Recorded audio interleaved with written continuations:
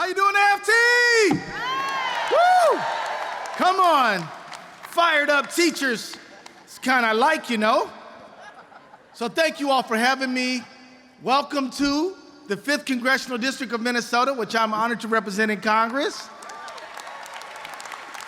You know, you guys founded this wonderful organization 100 years ago to protect the salaries and the economic stability of your members, and most importantly, to extend the blessings of education to the children of this nation. I want to applaud you for that.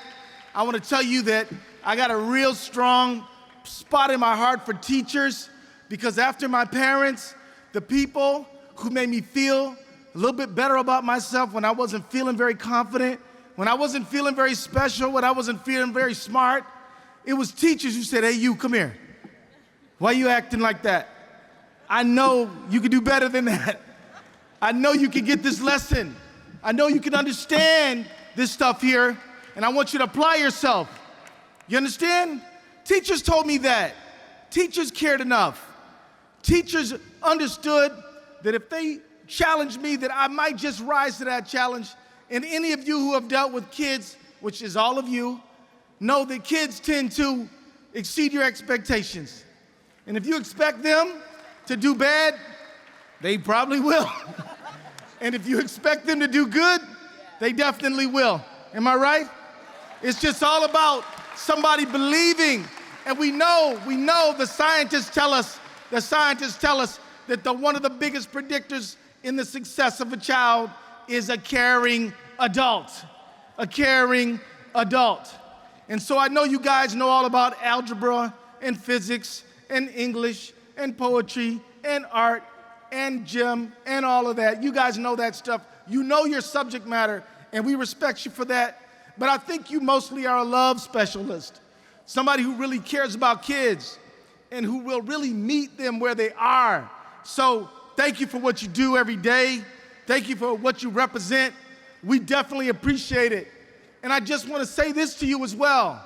You know, our society after 40 years has said, you know, we're going to cut taxes. We're going to get less revenue into government, which means public schools too, right? Right? We're going to cut taxes. We're going to give less revenue to the school system. We're going to cut regulation. We're not going to invest in housing and infrastructure. We're going to do all these things. We're not going to raise the pay of the parents of the students. And as a result of this, students are unstably housed. In my own district of Minneapolis, Minnesota, we know that literally thousands of kids go to school every morning from a shelter. From a shelter. And this is not news to you, because you teach them every single day.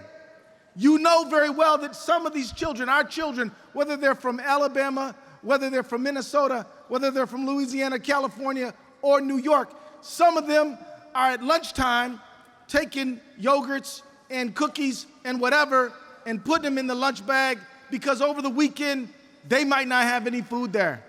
You know this is true. But it didn't happen by mistake, and it didn't happen overnight. It happened because us as a society made decisions not to invest in our people.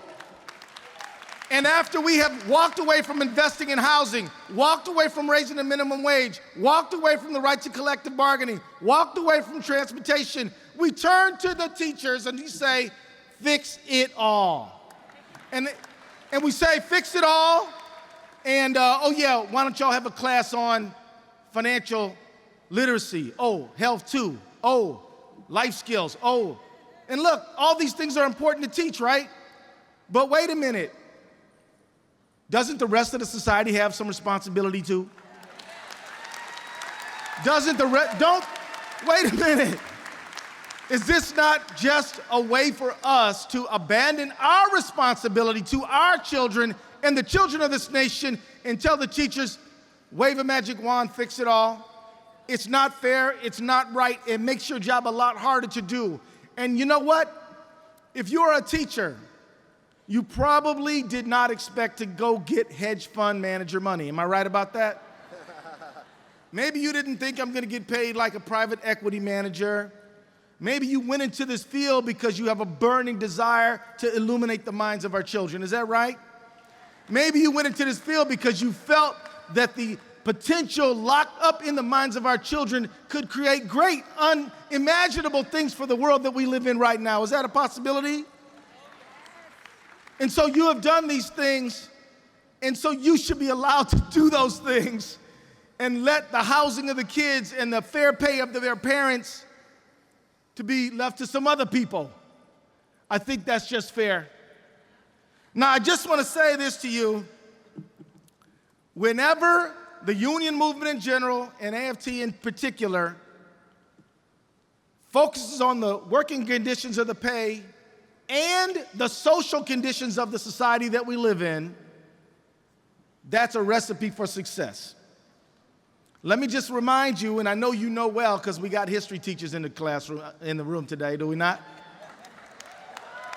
The history teachers, if they were up here, they'd probably tell you something like this.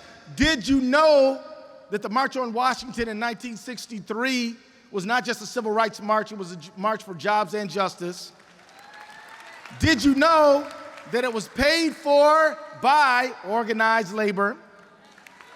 Did you know that when Martin Luther King was snatched away from us in Memphis, Tennessee, April 4th, 1968, that he was marching with AFSCME workers, sanitation workers?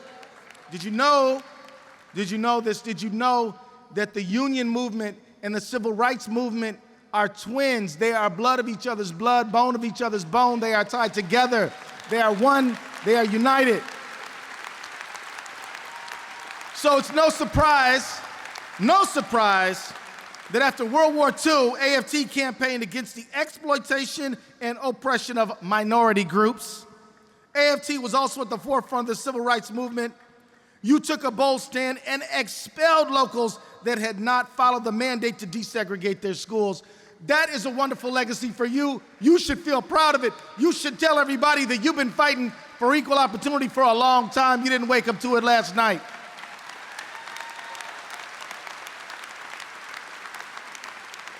And I also want to say before I take my seat that I know the people in the classroom, the teachers, so critical to our children's education, but you know as well as I do, if we don't have people that are making sure that the facilities are safe and well maintained, then the school experience, the educational experience is lesser. Am I right about that?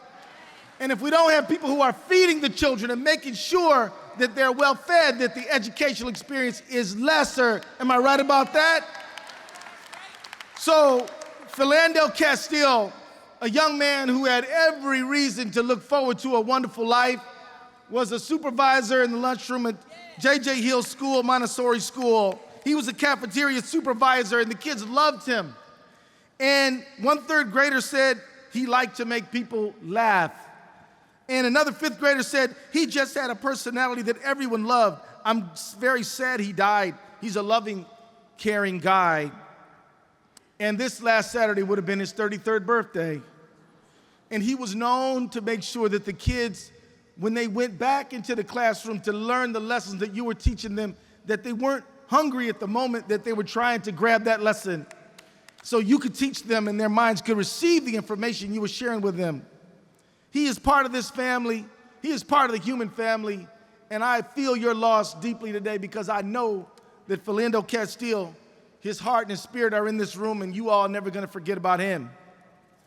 And I just want to say, as I really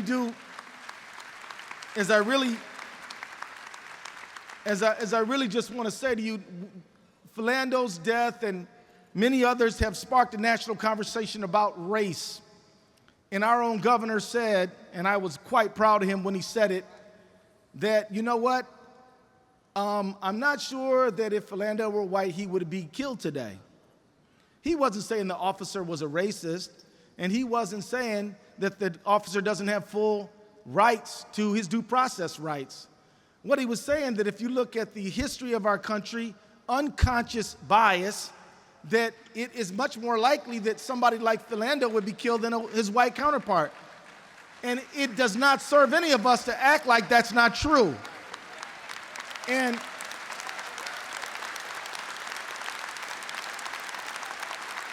I just want to say to you, a year ago we had a bunch of young people saying to us, Black Lives Matter. And some people took it wrong. They said, are you just saying only Black Lives Matter? And I'm like, if you knew anything about the history of this nation, what you would know is that Black lives have not mattered, and it was important for somebody to assert that they matter as much as anyone else. And as a result of that, and let me tell you, Black Lives Matter is no insult to white people or brown people or any people. It's just saying that we are one human family and everybody counts and everybody matters, including Black people. And there's this term that we use nowadays. We use this term, we say white privilege, and I've had some friends say, what do you mean, what privilege, man? Do you know I was in foreclosure a year ago? My pay sucks. I don't know what's gonna happen to my 401k. I don't feel no privilege. I'm over here white, but I'm not feeling no privilege. And I said, you know what, you're right. I know you, and you're struggling just like everybody else, and we have to acknowledge that, because that's true. But I also wanna say that another way of looking at the term white privilege is saying count your blessings. Another way of looking at saying count your blessings, you may be in foreclosure, but at least you're not homeless. You understand? Your pay might not be, you're rising, but there's other folks whose pay's falling. And the way that we all do better is that we all join hands and demand a fairer, safer America where there is corporate accountability, where rich people pay their fair share, where we don't divest from our public infrastructure.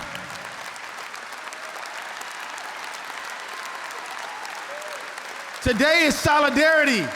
Today we got to stand together.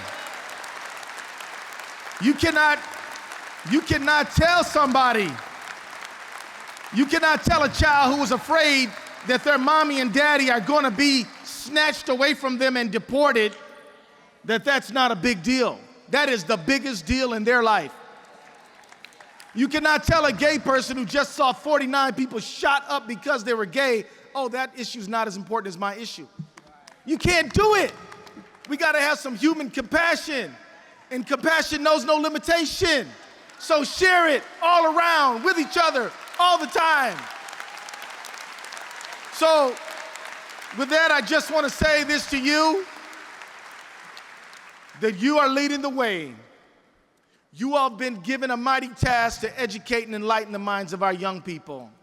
The society that we live in, the powers that be, have deprived you of the full resources to do it.